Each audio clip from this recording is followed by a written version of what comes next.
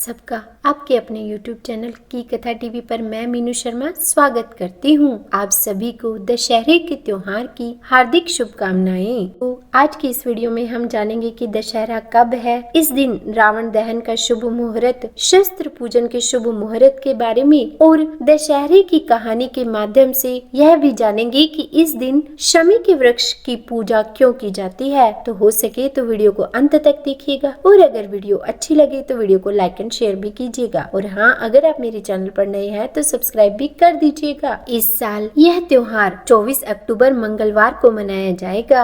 हर साल की तरह ही शारदीय नवरात्रि के अंतिम दिन को दशहरे के रूप में मनाते हैं। शास्त्रों के अनुसार दशहरे को विजयादशमी भी कहा जाता है क्योंकि यह विजय का प्रतीक है। शास्त्रों के अनुसार इसी विजयादशमी को रावण नामक राक्षस का भगवान श्री राम ने वध किया था और इसी विजयादशमी को महिषासुर नामक दानव पर देवी दुर्गा की विजय के रूप में भी मनाया जाता है। इस दिन भगवान राम, हनुमान जी और देवी दुर्गा की पूजा की जाती है तथा नीलकंठ पक्षी को देखने की भी मान्यता है। कहा जाता है कि इस दिन नीलकंठ पक्षी के दर्शन करने से पूरे साल माँ लक्ष्मी की कृपा बनी रहती है। अब क्योंकि दशहरे पर पूजन में शस्त्रों का पूजन भी किया जाता है और दशहरे पर पूजा हमेशा दोपहर में की जाती है, तो इस दिन जो शस्त्र पूजन मुहूर्त होगा वह रहेगा दोपहर 1:58 से लेकर दोपहर 2:43 तक। और इस दिन लंकापति रावण और उसके भाई कुंभकर्ण और पुत्र मेघनाथ के पुतलों का भी दहन किया जाता है। तो उनके दहन का जो शुभ मुहूर्त होगा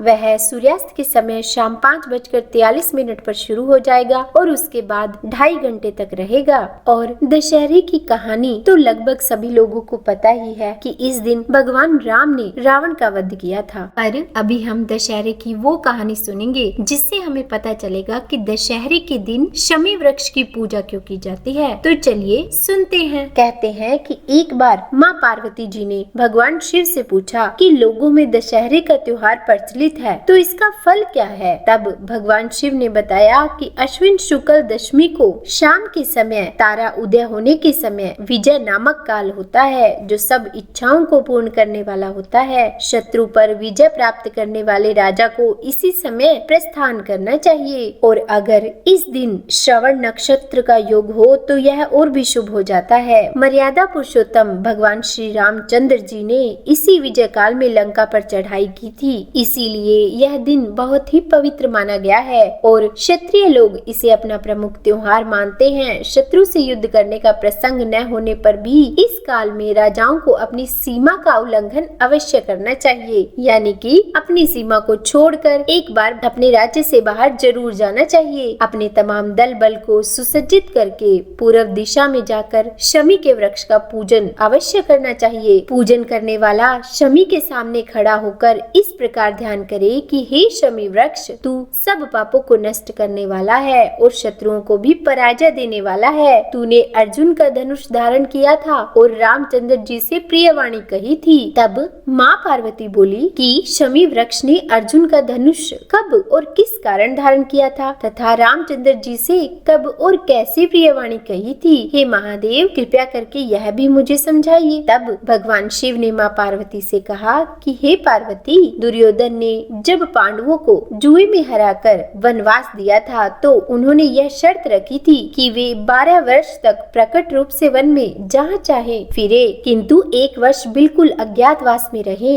यदि इस वर्ष में उन्हें कोई पहचान लेगा तो उन्हें 12 वर्ष और भी वनवास भोगना पड़ेगा। और उस अज्ञातवास के समय अर्जुन ने अपना धनुष बाण एक शमी वृक्ष के ऊपर रखा था और उसके बाद वे राजा विराट के यहाँ वृहनल्ला के वेश में रहे थे। जब विराट के पुत्र कुमार ने गौओं की रक्षा के लिए अर्जुन को अपने साथ लिया तो अर्जुन ने शमी के वृक्ष से अपना हथियार उठाया, यानी कि अपना धनुष बाण लिया और शत्रुओं पर विजय प्राप्त की थी। और इस प्रकार शमी वृक्ष ने अर्जुन के हथियारों की रक्षा की। और फिर एक बार विजयदशमी के दिन रामचंद्र जी ने लंका पर चढ़ाई करने के लिए प्रस्थान करने से पहले जब वे शमी वृक्ष के पास आए तो शमी वृक्ष ने कहा था कि आपकी विजय होगी। इसीलिए दशहरे के दिन विजय काल में शमी वृक्ष की पूजा की जाती है। एक बार राजा युधिष्ठिर के पूछने पर श्री कृष्ण भगवान ने भी उन्हें बतलाया था कि हे राजन, विजयदशमी के दिन राजा को स्वयं अलंकृत होकर अपने दासों और हाथी घोड़ों का श्रृंगार करना चाहिए और फिर गाजे बाजे के साथ मंगलाचार करना चाहिए। उसे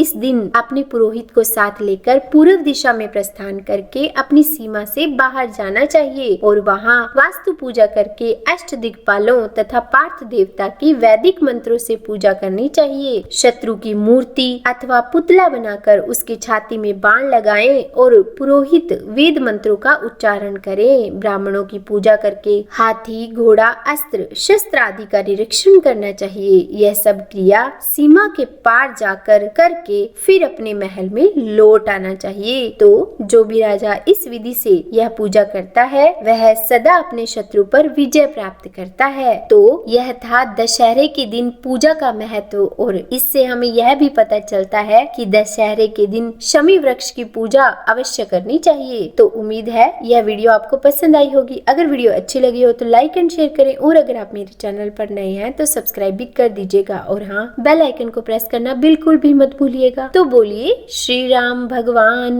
की जय।